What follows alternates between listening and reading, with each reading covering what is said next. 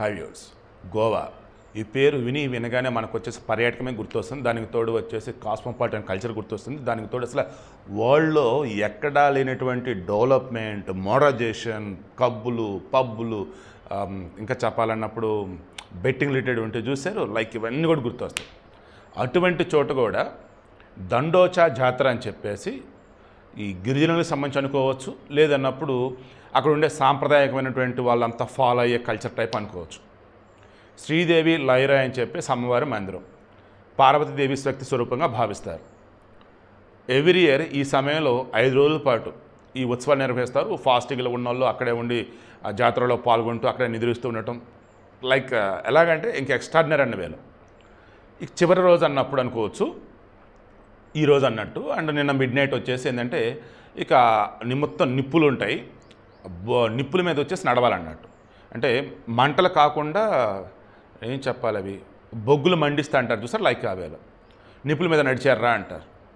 అలా భక్తులు నడిస్తే ఇక వాళ్ళ యొక్క వ్రతం అంతా కంప్లీట్ అయినట్టు.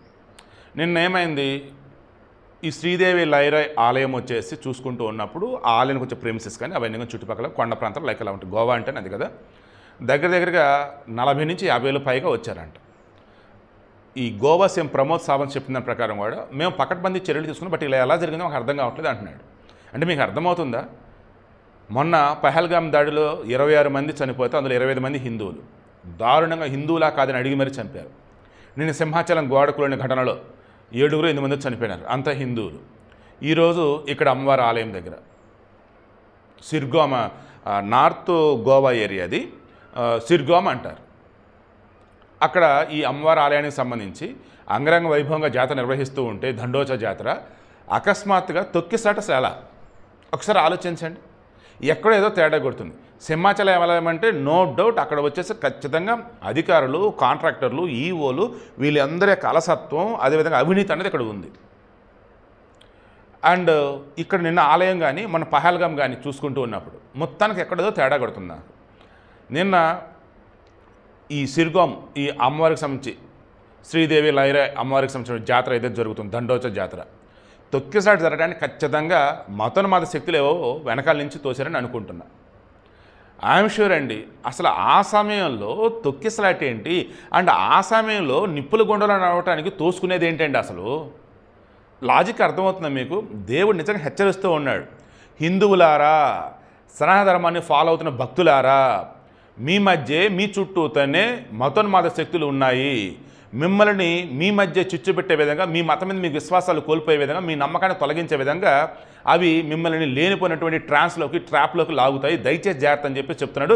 కంటికి తగిలే పుల్లని కూడా కనిపెట్టుకు తిరగమని చెప్తూ ఉన్నాడు. ఇప్పుడు రాష్ట్రపతి ద్రౌపది ముర్ము కావచ్చు, ప్రధాని మోదీ కావచ్చు, అంతా కూడా విస్మయం వ్యక్తం చేశారు. అసలు ఏంటి దారుణం అని చెప్పేసి. నేను కూడా అదే చెప్తున్నాను, దయచేసి హిందువులారా, మీ చుట్టుపక్కల ఉండేవారిని జాగ్రత్తగా గమనిస్తూ, మీరు చేసే పనిలో ఆ దైవాన్ని మనస్ఫూర్తిగా నమ్ముతూ మీ పని అన్నది ఏదైతే ఉందో పంచభూతాల సాక్షి బెస్ట్ వేలో ముందుకే వెళ్ళండి. కానీ జాగ్రత్త, చుట్టుపక్కల ఏం జరుగుతుందంటూ చూసుకోండి. అండ్ దయచేసి చెప్తున్నా, హిందువులలో ఇప్పటికీ చాలామంది అజ్ఞానంతో అనాగరికంగా మూర్ఖంగా ఉంటూ ఉంటారు. ఎక్కడైనా ఏదైనా జరగగానే ఇక తండోపతండాలుగా వెళ్ళిపోవటం, లేదంటే ఒకరి మీద ఒకరు పడిపోవటం, తోసుకొని వెళ్ళిపోవటం జరుగుతుంది. నిన్న జరిగిన తొక్కిసలాట్లో కూడా వన్స్ ఆ పైనుంచి వస్తున్న మూమెంట్లో ఒక పరుగు లాంటిది అనుకోవచ్చు, లేదన్నప్పుడు ఒకరి మీద ఒకరు పడతాం కావచ్చు, అలా జరిగింది. రిమైనింగ్ వాళ్ళన్నా సైడ్ జరిగేసి ఆగున్నట్టయితే ప్రమాదం తీవ్రత తక్కువ ఉండేది. ఏమైంది, ఆ పైనుంచి కిందకు వస్తున్న మూమెంట్లో ఈ తోపులాట లాంటిది జరిగింది. దాంతో ఒకరి మీద ఒకరు పడేటప్పటికి రిమైనింగ్ వచ్చి అమ్మ ఏమవుతుంది వాళ్ళు పరిగెడతం చేశారంట. వెళ్ళేది ఎప్పుడైతే అలా పరిగెడతం మొదలెట్టున్నారో ప్రమాద తీవ్రత ఇంకా పెరిగింది. Feeling very very bad. 30 మందికి పైగా తీవ్ర గాయాలేని ఇక్కడ వచ్చేసి చూసుకుంటూ ఉన్నప్పుడు పాపం 6-7 చనిపోయారు. చాలా బాధేస్తుంది. రీసెంట్ టైమ్స్లో జరుగుతున్నా కానీ గమనిస్తూ ఉంటాం. అండ్ సింహాచలంకి సంబంధించి ప్రభుత్వం సైడ్ నుంచి నష్టపరిహారం ఎంత ఏంటి అన్నప్పుడు లేదు పెంచాలని చెప్పేసి అన్నారు కదా, దాని నుంచి డిస్కషన్ అయితే నడుస్తూ ఉన్నాయంట.